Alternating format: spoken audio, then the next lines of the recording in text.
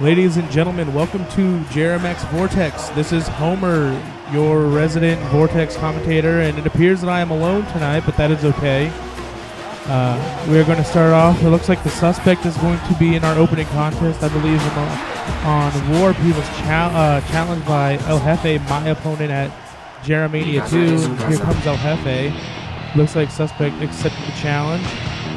Of course, I'm going to be pulling for my buddy suspect. I want El Jefe to be put in his place as many times as possible.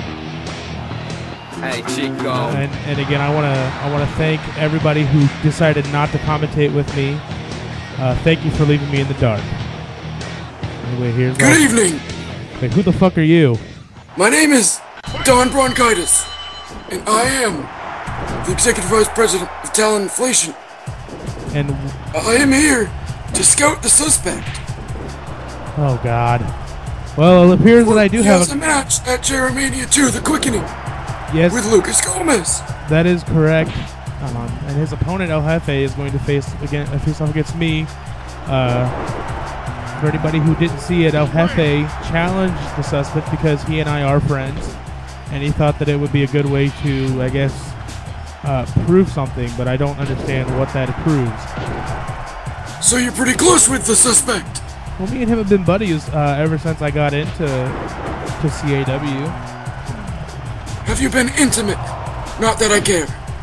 No, I have not been intimate with the suspect. I mean, not that I have. Sometimes that happens. It's the island effect, you know. Well, that's great to know. I wouldn't know anything about that. I don't know where you came from or why you are. I am Don Bronchitis, the Executive Vice President of Talent Inflation. No, I'm trying to inflate the roster with the suspect, and I want to see how well he can do in the ring with a multiple-time world champion like El Jefe, who is an amazing athlete, unlike you. First of all, I am sexier than El Jefe. I'm faster than El Jefe. And nobody is sexier than El Jefe. And I'm stronger than El Jefe. Being in this match doesn't really prove anything as far as I'm concerned. Suspect and I have different fighting styles, and I've been scouting El Jefe for quite some time. I know pretty much everything about the dude, and I know his strategies and everything like that. I don't see what this match. That's true, yes. El Jefe says you're obsessed with him and that you're stalking him. Well, the problem is that everybody seems to have this notion that I am a ripoff of him, and I just aren't you? No, I've been around. It's okay to admit it. I was around before he was, so I came into. Well, obviously you're older than him, I think, but you obviously copied his gimmick. I mean, there's no gimmick. He's a Cuban. I'm not Cuban. I'm un-Hawaiian. He's un-Hawaiian as well. There's an argument there. You can't deny that. I got the nickname un-Hawaiian in college before I knew anybody here. You are. El Jefe graduated top of his class at the University of Cuba. Look at that beautiful counter by the suspect. Mr. Las 90 Millas. Yes, That's gonna come out of his pay. Well, there you go. And speaking of scouting, Lucas Gomez is scouting. Well, that's because Lucas Gomez and El Jefe are they're buddies. They're both part of the Vertex. I don't like the Vertex. I don't either. I think we're on the same page. As the Executive Vice President of Talent Inflation, they really screwed up the roster when they left.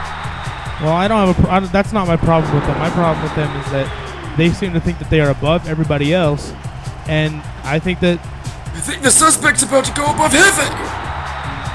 Well, I think that would be.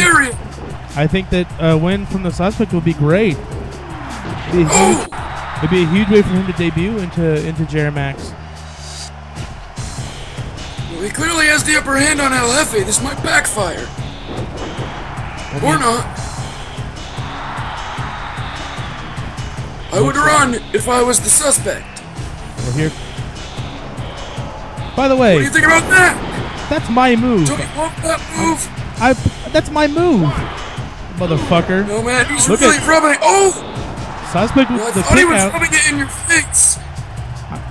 He clearly is. I started using that move before El Jefe came around. I called it the Un-Hawaiian Nightmare. And now El Jefe seems to think it's something else that is Oh, not. nice. 450. What fat man can do a 450 splash? I still am dumbfounded by that. I don't understand how he's capable of doing that. He nails Physics the will tell you Un-Hawaiian that Hawaiian driver once again. There's the Un-Hawaiian Hawaiian driver does not exist. I'm sorry to tell you that. 1, 2, 3, pinfall. Well, it looks The like. suspect's bleeding. I don't know how that happened. Well, the impact from the El Jefe driver seemed to have busted him open. His I believe ass it's- says for victory. And you can see it's actually right here on the Hey, replay. You'll see Chico. here where the impact. There it is. That's where he got busted open right at the end. But I don't No. think Suspect. I think that I Suspect- don't think he's gonna make it. I think Suspect took El Jefe to the limit, and I'm proud of his debut here. I mean, El Jefe, To the limit. I'll admit he did. He almost beat him. What match were you watching? Oh, I was watching the same match. Oh fuck! What do you want? Come. he's very confident. He can be as confident as he wants. I've got the skill. Back it up. He's in a European title match at Horizon.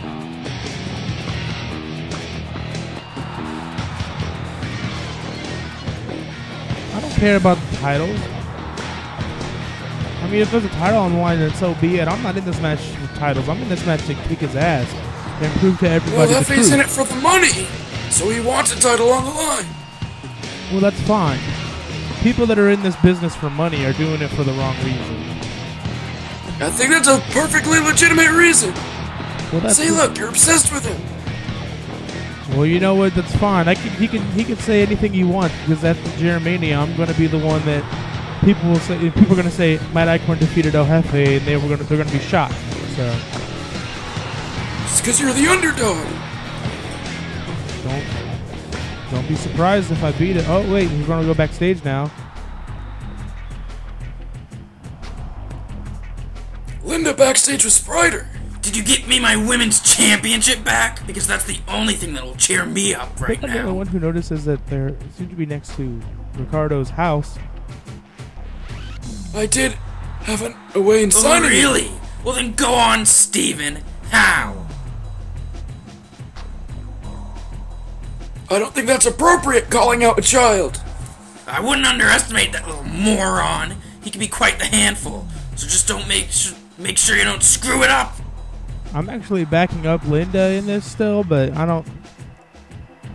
You've been in the ring with Even Bleed. better than Is he any- Sprider, because if you don't, then I want Bleed- nothing to do with you anymore. I need Oh. a real man who can handle a little kid. I don't know if he should be beating up little kids though. That doesn't seem to make any sense to me. You should. Well, he's trying to get in good with Linda. Well, there are other ways to do that. Up next, it appears we're going to have a tag team match. The Gowers will take on Danielle Bryan and Winter Bradley's. I believe this match is taking place because Danielle Bryan will defend her women's championship against the grandmother Horizon. That's true. And I don't get what the big hype is about Danielle Bryan. Sure, she's the women's champion, but she's just this nerd.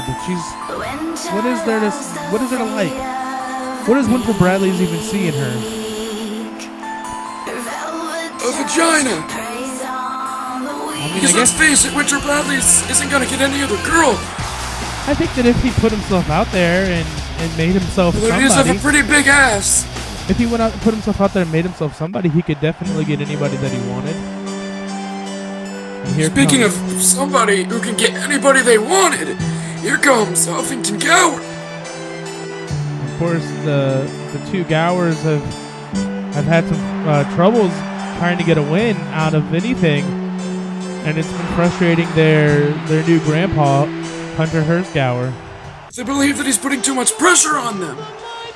Well, I think that this business is about putting pressure on yourself. You know, you got to go out there and put the pressure on yourself and prove that you deserve to win these matches. And so far, they haven't been able to deliver on anything. And I don't understand why I should keep a talent who can't win. Why would I pay them if all they do is lose? I mean, that's a good point. So, I mean, as much As as the executive vice president of talent inflation, they should be worried if they don't win this match against a woman. You know, as much as I really can't stand you being here, I gotta agree with you.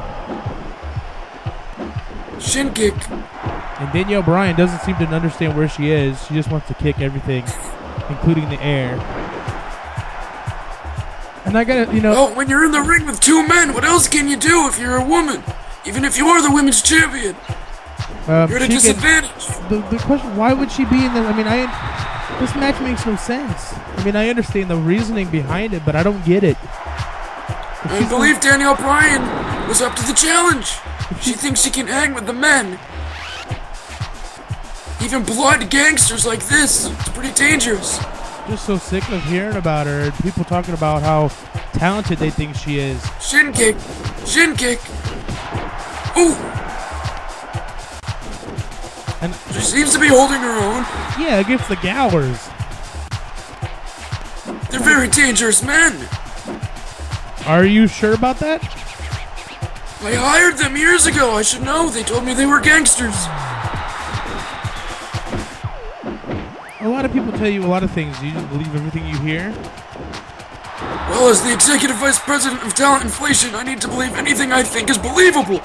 So if I told you that I had wings, would you believe that? No, because I don't like you. I only hired you because Sakoda made me. Because Vertex. That's touching. Thank you for that. You wouldn't have won BMX, so you should be thanking Vertex for giving you a job. I wouldn't have won. Who would have beat me?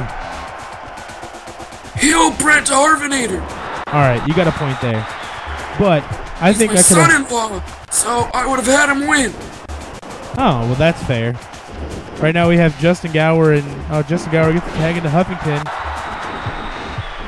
And I still don't get it. What's this woman doing in the ring? She's not the legal participant. Well, that kind of happens a lot. I guess she was setting up something for Winter. Stalling suplex. Nice stalling suplex. I believe would call that a slowpex. Believe would do a lot of things. Nice splash. Sticks the landing. Oh! Huffington able to get that shoulder up. So do you believe that Winter Bradley's has more ability than Danielle Bryan? Absolutely. I think that Winter Bradley's is probably the most underrated here, with the exception of maybe myself, because everybody seems to think that I have no chance, but I think Winter Bradley's is very underrated, and I think that he's very talented.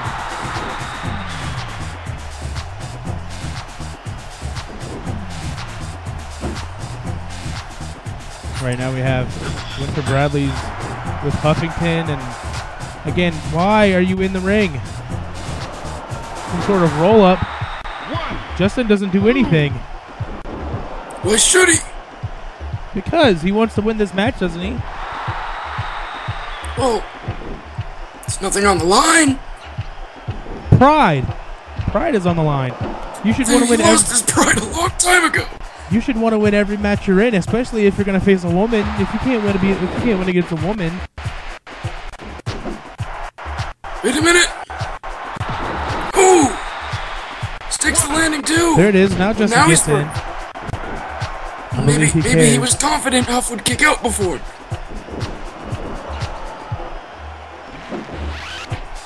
You never know. You gotta have confidence in your partner sometimes. Yes, you do. Another cover. 1, 2, 3. And what the fuck? Well, that was unexpected. Alright then. I'm so pissed off at everything, and things better get better. I'm just gonna walk out. If things don't get better, I'm leaving. Well then, I'll fire you. Can't do that. Because I'm the executive vice president of talent inflation.